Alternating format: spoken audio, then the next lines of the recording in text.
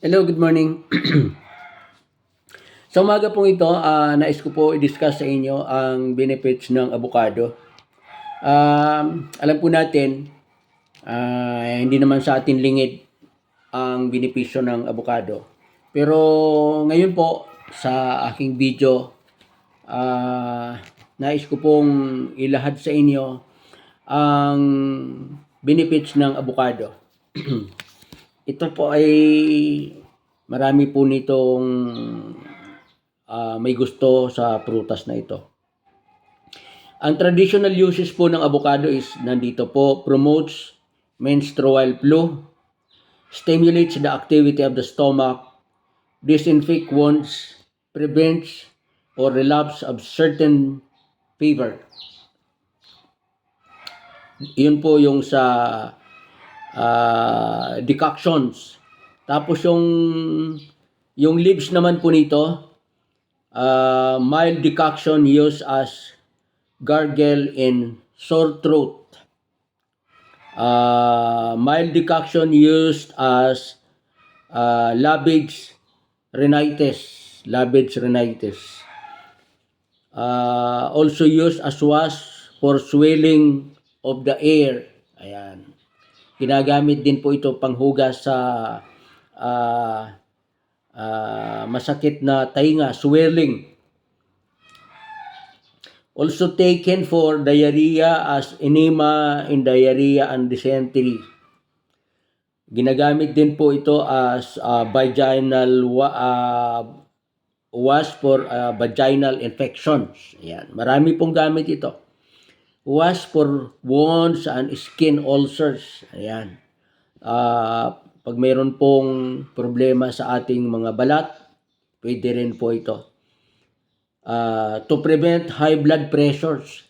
Ginagamit din po ito pang ampat sa high blood. Yung infusions naman po taken for abdominal pain. Ayan. Yung bunga po applied to hasten formations of pus in wounds. Sa mga sugat po. Yung buto, pwede pong scrape yung buto and applied as fillers to aching tooth. Yung sumasakit pong ipin, pwede po siyang gamitin. Yung katas po nito, katas din po ng buto applied to swollen skin. Pwede rin po sa nananakit na may mga sakit sa balat. Yan. Yun po yung Tapos ito po, bark and leaves contain metasabical alpha pinini flavonoids and tannin. Fruits has 6 to 10% fixed oil and 1.3 to 6% protein. Ayan. Mataas po ang protein nito. Carbohydrates contain is low compared to other fruits. Ang carbohydrates po nito mababa compared to other fruits. This contains unusual sugar called demannoheptulose. Fatty acids are mainly linoleic and palmitoleic acids. Fat contains, ang taba po nito ay only contains 5.8 to 7.6 5.8 to 7.6%, the highest among local fruits. Ayan.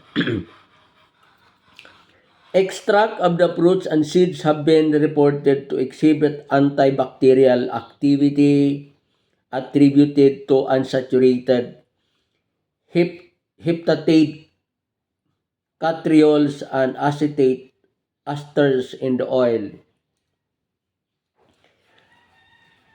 Avocado added to iron-free diet was able to stimulate hemoglobin formations in anemic rats. Ayan. Nakakatulong po ito pagpataas ng hemoglobin. Ayan.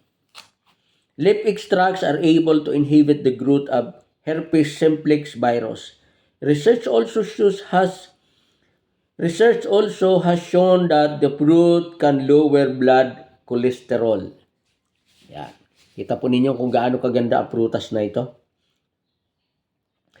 Combinations of unsaponifiable functions of the avocado and soybean oils inhibits cartilage degradations and promotes its repair. Ayan.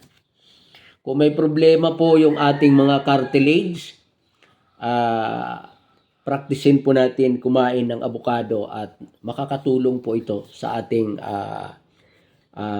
problematic cartilage. This fruit is a favorite food and may be prepared as salads and desserts. It has a big fat content. It is a good source of vitamin A and B complex, especially niacin, pyridoxine, and pantothenic acid. It also has high phosphate, potassium, iron, and other minerals. Its calories content is high is 800 to 1,000 for each kilo of fruit. Mild leaf decoction is a popular beverage. Recommended medical uses po ng avocado for rheumatism and neuralgia, pain in the nerves. Pulverize enough dried seeds of bark, mix with cooking oil and warm over a small flame. Apply on affected area.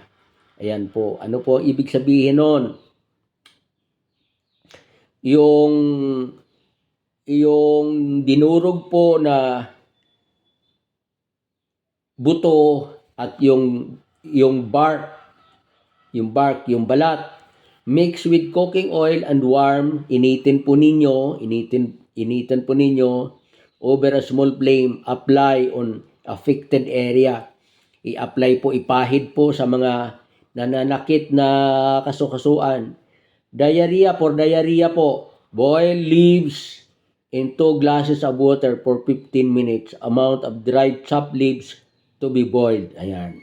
Yung dahon po, pakuluan para po sa diarrhea. Ayan. Botanical and agricultural characteristics. Habit medium size, 3 settled areas. Propagations. Ang propagations po, ang pagpapadami po ng avocado ay sa pamamagitan po ng buto.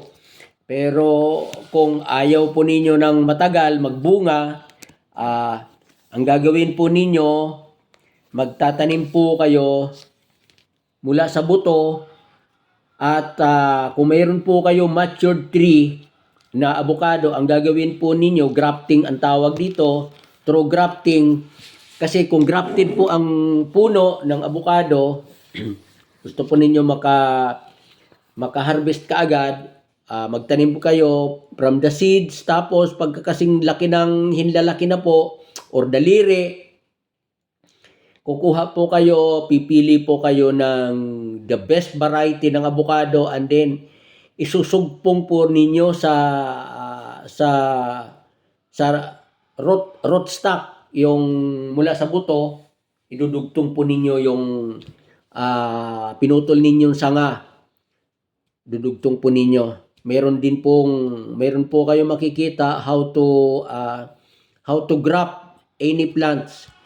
Meron po mga tutorial sa YouTube kung paano mag-propagate through grafting. So ayan po. Marami po kayong mga kaalaman na makukuha sa internet or sa social media. So, yan po, bago po ako magwakas, for the benefit sa avocado, please like po ninyo yung aking YouTube channel at wag po ninyong kalimutan na mag-subscribe. Kung mag-subscribe po kayo sa aking YouTube channel, yan po ay para po sa aking advocacy na makatulong sa mga least fortunate. Kaya ko po binuhay itong aking YouTube channel. Dito po sa YouTube ko, ang didiscuss ko po dito ay all about the benefits of the herbs and other fruits and vegetables na makakatulong sa ating kalusugan. Maraming salamat po sa inyong lahat.